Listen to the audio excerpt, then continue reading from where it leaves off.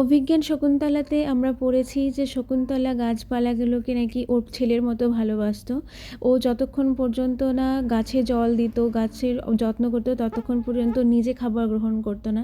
কিন্তু সেই সব ভালোবাসা এখন আর কোথায় দেখা যায় বলো? কারণ ধীরে ধীরে এত পরিবেশ নষ্ট হচ্ছে বলার মতো না। তো যাই হোক, বেশি জ্ঞান দিয়ে ফেললাম। তো আজকে সকালবেলা উঠে আমি গাছে জল দিচ্ছিলাম, কারণ গাছটার গোড়া একদম শুকিয়ে গেছিলো। কারণ সকালবেলা একটু অনেকটা রোদ পাই, তো একদিন পর পর দিতে হয়, কিন্তু আমি প্রতিদিনই একটু একটু করে জল দিই। তারপর চলে আসি রান্নার কাজে। তো আজকে রান্না করব হচ্ছে ডিম, আর আজকে রান্নাবান্না করে আবারও কলেজে যেতে হবে 9:30টার মধ্যে। তো সেজন্য আবার সকালবেলা উঠে পাড়াপাড়ি করে রান্নাবান্নার কাজটা সেরে নেব। গত কয়েকদিন থেকে আমি প্রাণপণ চেষ্টা করে যাচ্ছি আমার ডেইলি ব্লগগুলো আপলোড করার, যাতে আমার প্রতিদিনের সমস্ত কাজ, সমস্ত আমি যা যা করি তোমাদের সাথে শেয়ার করতে পারি। তো যাই হোক, রান্নাবান্নি করে খাওয়া দাওয়া আমার হয়ে গেছে। আমি নিজের মতো করে খাওয়া দাওয়া করে নিলাম, কারণ আমাকে বেরোতে হবে। এই বছরকার ঠান্ডাটা যে কোথা দিয়ে চলে গেল বুঝতেই পারলাম না। এত তাড়াতাড়ি গরম শুরু হয়ে গেছে। দিল্লিতে এখনই লু চলছে, আর বাইরে এত রোদ বলার মতো না। তা সেই জন্য সানস্ক্রিন মাস্ট ছিল। সানস্ক্রিন আমি সবসময় লাগাই, কিন্তু শীতের দিনগুলোতে একটু কম লাগালে গরমের দিনগুলোতে তো লাগাতেই হয়। তো সেই জন্য ময়শ্চারাইজার অ্যাপ্লাই করে তারপর সানস্ক্রিন লাগাচ্ছিলাম। নো ফাউন্ডেশন, কারণ এত টাইম ছিল না, আর গরমে এত মুখ ঘেমে যায় যে ফাউন্ডেশন লাগানোর মতো অবস্থায় থাকে না। তো সেই জন্য ময়শ্চারাইজার সানস্ক্রিন ইউজ করে নিচ্ছিলাম। তারপর এই কানের দুলটা 20 টাকার কানের দুল। এই কানের দুলটা দারুণ সুন্দর লাগে আমার। তো পুরো রেডি হয়ে আমাকে আবার বেরোতে হবে 9টার মধ্যে।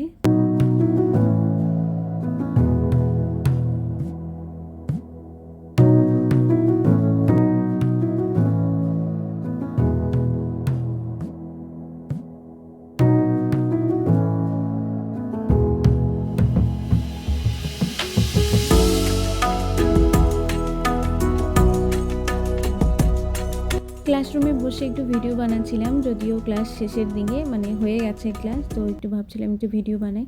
তো এখানে বসে আমি একজনের চশমা ট্রাই করছিলাম, আমার পাশের বান্ধবী। তো দেখলাম কেমন লাগছে, কিন্তু একটু পাওয়ার আছে, সেই জন্য আবার খুলে ফেললাম। তো এখন মোটামুটি দুটো ক্লাস হয়ে গেল। সে 9:30 থেকে 11:45 পর্যন্ত লাগাতার ক্লাস চললো। এবার হচ্ছে টিফিনের পালা। তো আমাদের কলেজে এই সময়টা ছিল ফেস্ট সিজন, মানে 15 দিন থেকে ফেস্ট হয়েই যাচ্ছে ডিপার্টমেন্টের। আর অডিটোরিয়াম তো একদমই খালি পাওয়া যায় না, প্রতিদিন চলতেই থাকে। কারণ আর কিছুদিন পরে আমাদের অ্যানুয়াল ফেস্টও শুরু হয়ে যায়। তারপর আমরা লাঞ্চ করে নিই, কারণ আমাদের একটু পরে আবার ক্লাস আছে। যা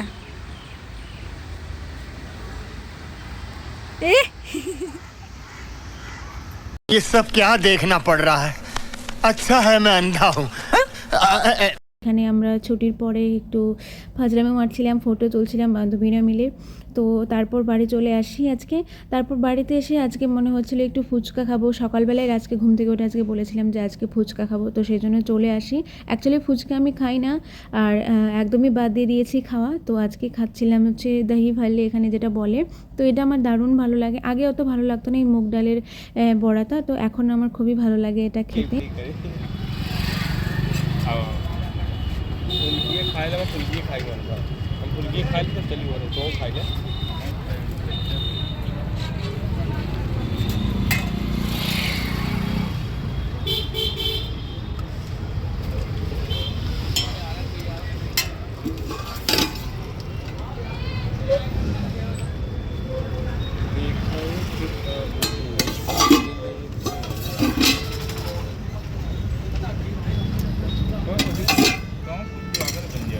चम्मच एक दो उधर दे दो उनको।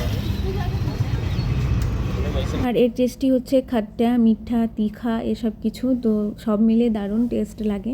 তো আজকে রাজ আগেই বলছিল যে আজকে ওর খেতে ইচ্ছে করছে না, সেই জন্য 20 টাকার হাফ প্লেট নিয়েছিলাম। তাছাড়া দুজনে মিলে খেলে ফুল প্লেটই নিতে হয়।